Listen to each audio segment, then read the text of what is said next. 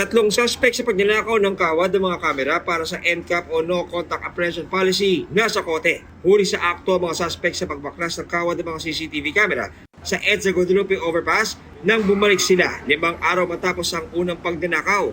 Tumanggi magbigay ng pahayag ang mga suspect na nakakulong sa Makati City Police Station at sinampahan ng reklamong theft sa junk shop na bawi ang mga kawad. Mga banyagang sangkot sa iba't ibang scam, arestado. Sa Parañaque, hinuli ng NBI ang 6 na Indian at Pilipinong kasabwat nila. Ayon sa complainant, nagsangla siya ng sasakyan sa halagang 70,000 pesos pero nirentahan umano ito ng Pilipinong suspect at isinanla sa mga Indian.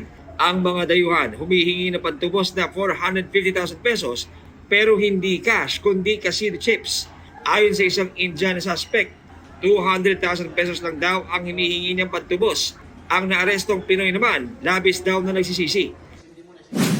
Sa hiwalay na operasyon, arestado ang 7 na Koreanong sangkot umano sa online credit scam na mga Koreano rin ang biktima. Kumpiskado ang mga computer, gadget at script na ginamit nila sa online panloloko.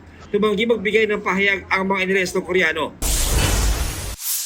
Babae, nakitang wala ng buhay sa kanal sa Lapinig, Northern Samar. Inaalam pa ang sanhin ng pagkamatay ng 35 anyos na biktima.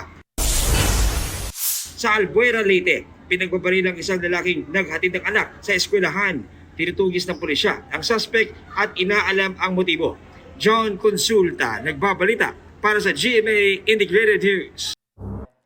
Huwag magpahuli sa mga balitang dapat niyong malaman. Mag-subscribe na sa GMA Integrated News sa YouTube.